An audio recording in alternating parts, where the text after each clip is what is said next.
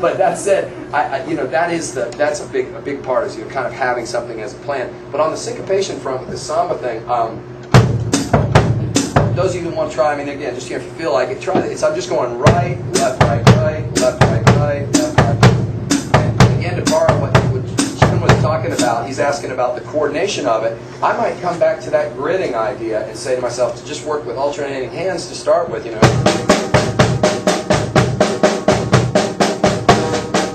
And I'll run through like all my common rhythms, you know.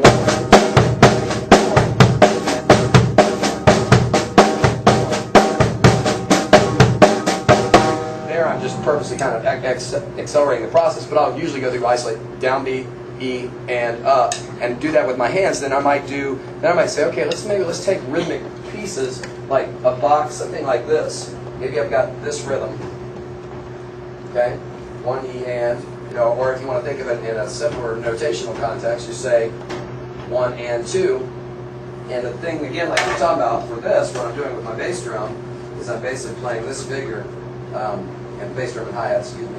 1 and 2, 1 E and up, 2 E and up, 2 E and up, 4. So that rhythm keeps recurring over and over. Anyone know what that's called? You have a recurring rhythm like that? Ostinato. Thank you, man. Right on. He's educated. What was it again? Ostinato. Ostinato. Something's a repeating pattern like that. Bossa novas. A lot of world music styles, and again, that's a terrible term too, but rock and roll's ostinato tends to be the backbeat. You know, that's way oversimplified, but it's that tends to be it. Or like Bo Diddley.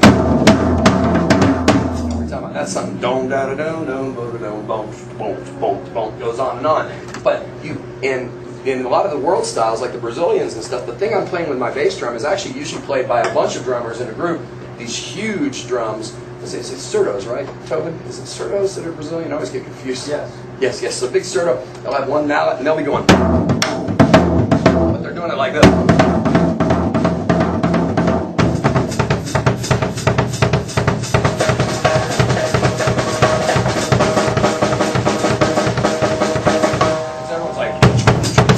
It's like about 100 people in the street dancing. So when any of you have ever seen it, like in Rio de Janeiro, they do Carnival and that type of thing, that's this rhythmic style I'm borrowing from, but it's a great syncopation practice because you can take any number of rhythms and put it over that foot pattern. That rhythm right there.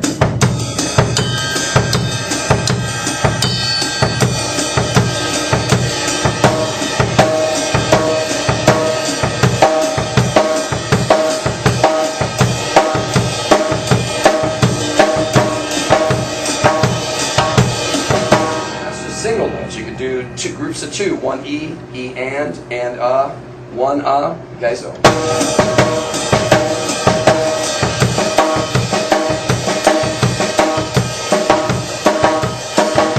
it doesn't have to be this static, noisy snare drum. I might go.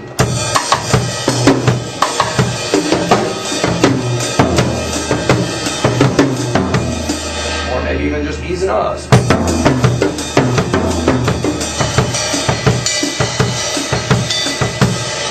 And that's again, I fall prey to this too much. I spend too much on this and probably don't play enough music, but I'm such a big believer that if I've done all my homework on coordination skills, that whatever musical style is presented to me, I'm going to be fairly competent. Like I'm not going to have to think too much about how my body's going to do it, and I can focus on the intent of the music. And again, I've been picking on Jeff all the time. Now, Chris, I'm going to pick on you. Chris and I, like when we work on music, he'll just throw at me, he's got a musical idea, and he's gotten to the point where he's like, he always like, I don't want to talk about this, go drums, see what you do, you know. And I get that point because just like he doesn't have to think about playing the Mixolydian scale or whatever he's been doing his whole life, I'm not going to really sit there and think about, okay, wait, now so the right hand goes. I mean, if I'm guilty of anything, I can't play the same thing twice. I really am terrible about, you know, I mean, it's either doing what Chris and I do, and maybe, and again, I'll play some of this music at the end. I'm very, very proud to be part of it. It's cool stuff.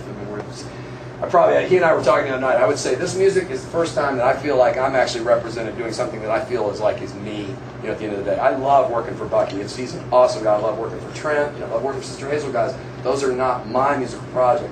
When Chris and I work together, we're doing something that's true to us. It's, you know, and those of you that do it and have your band stuff, it's your labor of love, whatever really moves you. And that's such a cool feeling. And when, like I say, it's a to me, it's like a kind of a payoff for all this work on this side of it, that I can play things and go, cool, man, when you play some wild, cool guitar line that's in 7/8 or something, you know, with crazy stuff, I actually have got the facility to play something complimentary on my kit. So we hope, right? It's a hit or miss, but that idea. So, like, I take that samba idea, and I'll play on that just for a second for you for the coordination of it. And I'm going to use, I'll use a couple different rhythmic like things with it. Just so that I'm going to run. Matter of fact, I'll run through in my right hand 4 different 3-note groupings: 1 E and, 1 E 1 and E and.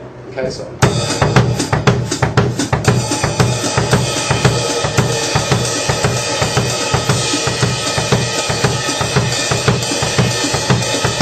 Okay, so it's kind of hard on the right side. We're going to do the rim so you hear it a little better.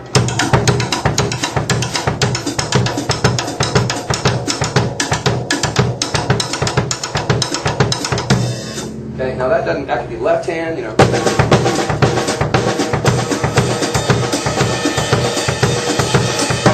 That might be going.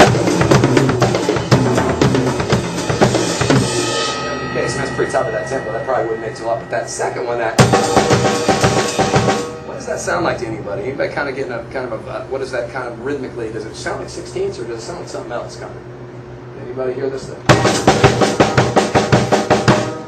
Rhythms that remind you? Yeah, triplets, exactly. So it's kind of, that's a big and important in all the world, and particularly in the Cuban music styles, Puerto Rican, all the music that's African derived from the African timeline. They get into the gray area between, you know, what we call 16th or 8th note based music and triplet based music. So that's kind of a. So I'm maybe up here with my right hand playing 1 and a 2 and a 3, but with my left hand going 1 E up to E. Again, to bar back from Shin, when we were talking about the polyrhythmic aspect of it, I mean, that's 2 different rhythms, but really they're one. Because you put them in the box, you think about away from the kit, you know, and back to that same idea of this, right? You slow that down. Together, left, right, together. I think, pardon me, make sure I'm telling you that right. Yes, so together, left, right, together. Together, left, right, together. I hope I hit that for you. Yes. That's not that idea. And then I've got to think, oh, now in the box, so how does that work with the left foot, you know? Or da-da-da-da. So I mean, again, this is a process. It takes more time. Like, you know, realistically, it'd probably take you 5 minutes sitting there thinking about going, So, okay, got together, vertically, right side of my body, together, right, left, together, right foot together, right foot together. So that's, and again, I mean, I know that's tedious, gang, but that's the only way you get there. I mean, you don't have to do this, as for the younger people doing it, you know, because adults can kind of, you can analyze it a little differently. Sometimes adults are too hard on themselves, probably more so than kids. But the idea that you don't have to, don't do a lot of this. You know, do it for like 10 minutes, 15 minutes, get away from it then. Play some music, play something you love. Like, put a carrot out there for yourself. Like, reward yourself when you do practice, you know, whatever that amount of time. Again, I like to not think of it as practice, just thinking of having fun, but have a goal. Say, before I do the stuff I know I can do, I'm going to do something I know I can't do. And I'm going to take this one idea, and I'm going to see if I can figure out, you know, okay, together, right foot together, right foot together. And I work on that, you know, together, right foot together. Sorry, I was leaving out a thing here. Together, the last right hand would be like together. So together, right, together, together, right, together, together. It's kind of hard to say. It's like you got your right foot and your right hand. So that's where this becomes, you know, very important to kind of think of that and get away from the drum set. But then, man, after 5 minutes, maybe use a song if you got it down. Use some song you like as your tempo rather than a metronome, so it's not so tedious. But then put it away. Don't come back to it tomorrow or the next time you feel like it. And the neat thing that happens, and it's not going to happen in a week, it's not going to happen in a month, 4 months, 6 months. All of a sudden, you can do it.